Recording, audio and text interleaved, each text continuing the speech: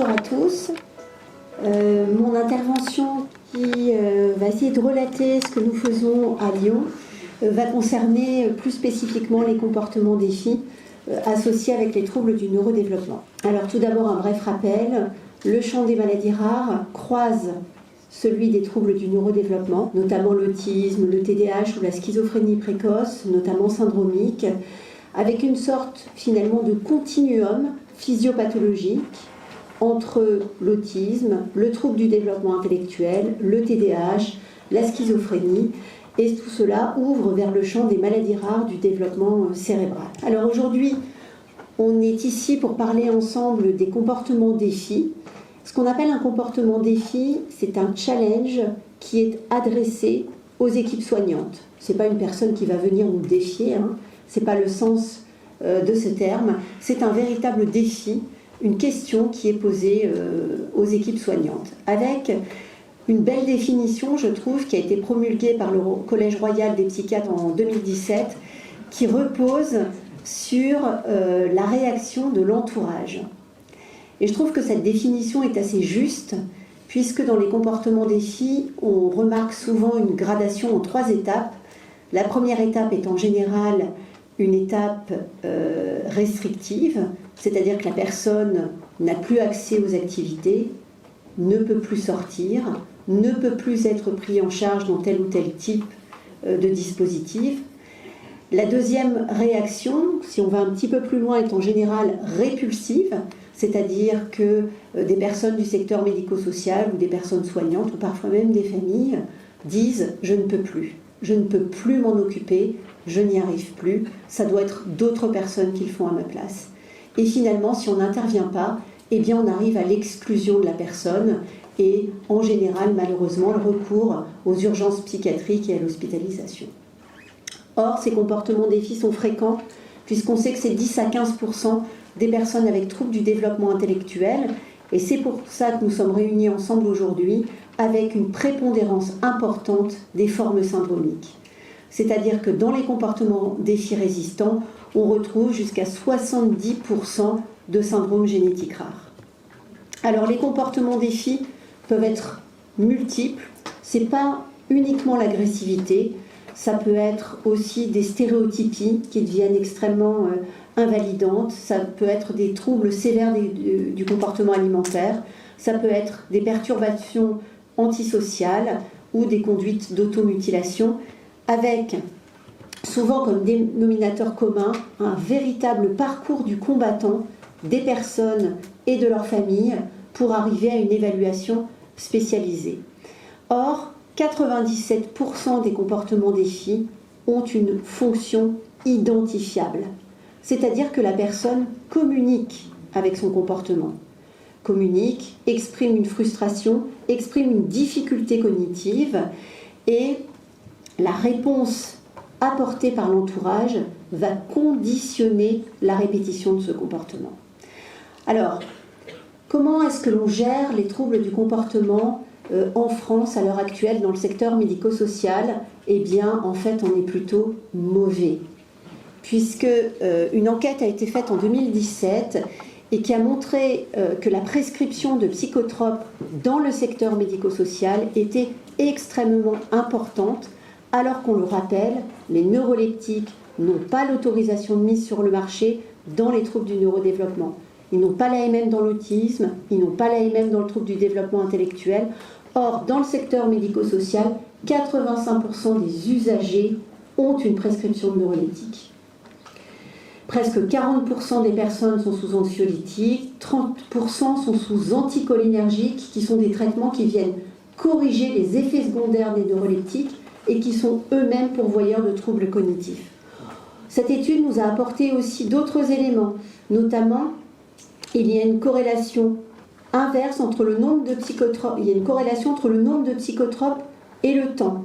C'est-à-dire que plus on passe du temps avec la personne, moins elle a de psychotropes.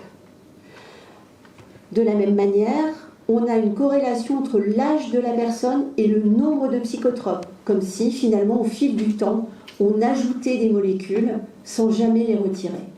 Et puis malheureusement, cette prescription concerne essentiellement les antipsychotiques de première génération, les vieux neuroleptiques, qui sont les moins bien tolérés, et il s'agit d'une étude de 2017. L'approche maladie rare nous apporte des éléments extrêmement précieux pour la prise en charge des comportements défis, et je vais vous en donner quelques exemples très rapidement cet après-midi, parce que le même comportement défi ou la même présentation peut revêtir des réalités extrêmement différentes selon le diagnostic de maladie rare qui a été porté, et l'attitude thérapeutique qui en découle va aussi être extrêmement différente. Alors en psychiatrie, les liens entre maladie rare et comportement sont de deux types. Tout d'abord, nous sommes amenés à recevoir en psychiatrie des personnes qui ont des anomalies génétiques qui ont été identifiées avec des problématiques spécifiques. Ça peut être par exemple dans la délétion 22, on en a abondamment parlé depuis ce matin, des symptômes psychotiques. On peut avoir aussi des problématiques de crise clastique, d'hyperactivité dans le syndrome de l'X fragile. Et réciproquement, un certain nombre de nos patients atypiques peuvent bénéficier d'un diagnostic de maladie rare. Et tout cela, que l'on soit du côté du soin spécialisé, de la médecine personnalisée ou du diagnostic en psychiatrie, doit relever d'une évaluation pluriprofessionnelle.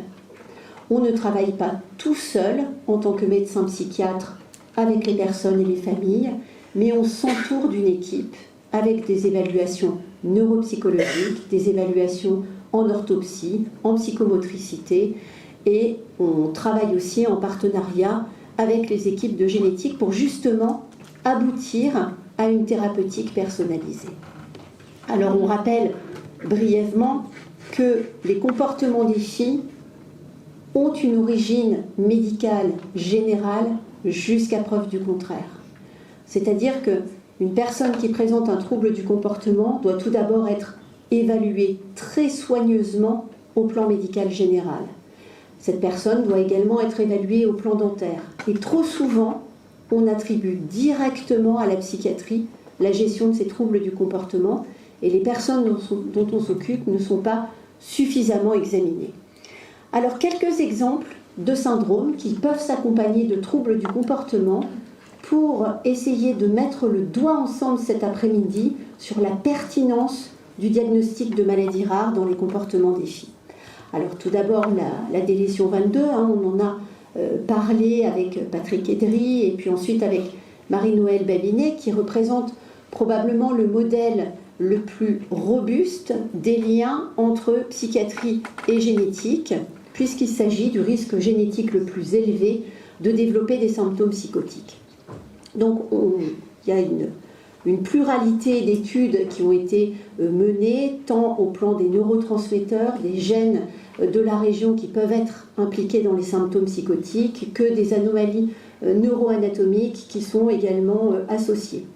Et puis on commence aujourd'hui à bien circonscrire les modalités de survenue des symptômes psychotiques dans la délétion 22, avec tout un parcours neurodéveloppemental très précoce qui va aboutir à l'expression de symptômes psychotiques ou d'une schizophrénie à l'âge adulte. Donc ce matin, Marie-Noëlle Babinet nous a parlé des tout premiers prodromes, mais on a aussi un certain nombre de dysfonctionnements comme les troubles attentionnels, les troubles visuospatiaux dans la délétion 22 qui peuvent être accessibles à une rééducation précoce.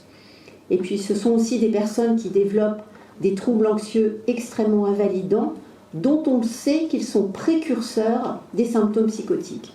Donc traiter le plus précocement possible ces personnes, eh bien, c'est éviter une évolution défavorable. On étudie aussi à Lyon un autre syndrome qui est le syndrome de Smith-Magenis et qui s'accompagne également de comportements défis. Donc le syndrome de Smith-Magenis, c'est une microdélétion du chromosome 17 ou une mutation ponctuelle du gène RAI1. Et cette région chromosomique comprend ce gène qui est régulateur de la sécrétion de mélatonine. C'est-à-dire que ce sont des personnes qui ont une inversion du cycle nictéméral, puisque leur mélatonine est sécrétée en journée et ils n'ont pas de mélatonine la nuit. Et à cela s'ajoutent des troubles donc sévères du sommeil, des troubles du langage et de la communication et des troubles du comportement.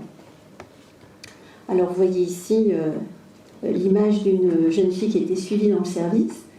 Et donc, si le diagnostic n'est pas posé, on se retrouve en psychiatrie avec des personnes qui ont un décalage du cycle nictéméral, qui ne dorment pas la nuit, qui ne communiquent pas et qui ont des très gros troubles du comportement. Et en général, quand on les récupère en consultation, l'ordonnance, c'est ça. À partir du moment où le diagnostic est posé, eh bien notre objectif, ça va être de remettre en place un cycle nictéméral. Et pour remettre en place ce cycle nictéméral, le traitement va être une bithérapie, mélatonine le soir et bêta-bloquant le matin pour inhiber la synthèse de mélatonine en journée. Et on va pouvoir restituer ce cycle nictéméral et apaiser les troubles du comportement. Et ce jeune homme, dont vous avez vu l'ordonnance tout à l'heure, quand on l'a vu en consultation, il sortait de plusieurs années en unité pour malades difficiles. Et le fait de poser le diagnostic et de donner un traitement adapté lui a permis de sortir de l'hôpital et aujourd'hui il travaille en ESAT. C'est déjà pour vous esquisser entre la délétion 22 et le syndrome de Smith-Magenis que le diagnostic génétique, eh bien, il change la donne dans la prise en charge du trouble du comportement. Un autre exemple, qui est le syndrome de Prader-Willi. Donc, c'est un syndrome qui s'accompagne de troubles du comportement complexes parce que ce sont des personnes qui développent une automutilation avec des lésions de grattage, qui développent également une hyperphagie, qui ont une rigidité cognitive parce qu'ils ont des troubles exécutifs et ça donne des difficultés très importantes à les accompagner, notamment dans le secteur médico-social. Et il y a eu un certain nombre de publications qui mettaient le doigt sur la souffrance des aidants dans le syndrome de Prader-Willi. Eh bien, il y a eu un certain nombre de publications et d'études qui montrent l'efficacité spécifique d'un anticonvulsivant qui s'appelle le topiramate, non commercial c'est l'Epitomax, et qui a montré une efficacité très satisfaisante sur les troubles du comportement. Un autre exemple, qui est le syndrome de Phelan-McDermid, qui résulte d'une microdélétion terminale du chromosome 22 ou d'une mutation ponctuelle du gène CHANK3. Donc ce sont des personnes qui ont un trouble inconstant du développement intellectuel avec des troubles du comportement et une fluctuation thymique. Et ce sont des personnes qui peuvent avoir aussi des conduites extrêmement agressives et un certain nombre de publications dans la littérature ont montré qu'ils étaient stabilisés par des prescriptions de lithium. Donc on voit que finalement, à une présentation, on va dire identique, comportement des filles, eh bien, le diagnostic de maladie rare, dès 2023, il change la donne. Alors c'est vrai que quand on pose un diagnostic, on va nous dire on ne répare pas le génome. C'est vrai. Aujourd'hui, on n'a pas la possibilité de réparer le génome, mais par contre, dès aujourd'hui, dès 2023, on soigne en psychiatrie en fonction d'un diagnostic. Et puis ici, une étude qui a été donc récemment publiée par notre équipe lyonnaise et qui a donné lieu à un dépôt de PHRC qui sera porté par le réseau Génopsy, c'est l'efficacité de la TDCS, donc de la stimulation non invasive électrique transcrânienne, sur des formes sévères de dépression avec symptômes régressifs du jeune adulte dans la trisomie 21. Et donc on a inclus en collaboration avec Jérôme Brunelin à Lyon deux patients dans ce premier essai clinique et qui ont montré une amélioration vraiment spectaculaire de leurs symptômes avec une thérapeutique qui est sans effet secondaire et qui peut être proposée à domicile. Donc on a lancé un PHRC qui est également soutenu par la Fondation Jérôme Lejeune, incluant les centres de référence de Génopsy, et on va essayer, si on peut, de pouvoir généraliser cette approche thérapeutique dans la trisomie 21. Et puis je me dépêche pour bien respecter mon temps. Donc pour terminer, je voulais vous présenter un petit peu notre expérience lyonnaise, parce qu'on est amené à recevoir en hospitalisation et en suivi des personnes qui ont des maladies rares du neurodéveloppement avec des symptômes psychiatriques. donc sur le pôle HUA10 pour autisme, neurodéveloppement et inclusion sociale. Et donc on a développé des prises en charge qui s'articulent autour d'un plateau ambulatoire avec résolument un virage inclusif, tourné vers l'extérieur et tourné vers l'aller vers. C'est-à-dire qu'on a développé des équipes mobiles qui interviennent dans le secteur médico-social et dans les familles pour prendre en charge les comportements des filles en relais avec le plateau ambulatoire. À côté de ce dispositif ambulatoire, nous avons une unité d'hospitalisation de 10 lits qui est une unité véritablement renforcée qui nous permet d'avoir un accompagnement très personnalisé des personnes qui sont hospitalisées chez nous. Alors quand nous sommes arrivés en responsabilité du pôle avec ma collaboratrice Anne Duchamp en 2019, c'est vrai qu'on a trouvé un pôle qui s'appelait le pôle des psychoses de longue évolution. Malheureusement, ce sont des services hospitaliers qui existent encore dans les hôpitaux psychiatriques avec des personnes qui ont des troubles du neurodéveloppement et des maladies rares qui sont malheureusement pour la plupart non diagnostiquées ou mal diagnostiquées. Et donc les unités d'hospitalisation étaient au nombre de 40 lits d'hospitalisation avec 5 chambres d'isolement. Les personnes étaient attachées toute la journée avec en prescription des temps de décontention. Et donc je vous laisse admirer les conditions d'hospitalisation avec des chambres qui étaient carrelées, avec des conditions d'accueil qui étaient absolument déplorables et qui avaient encore lieu dans notre hôpital en 2019. Mais il faut savoir que ce sont des choses qu'on voit encore dans beaucoup d'hôpitaux psychiatriques.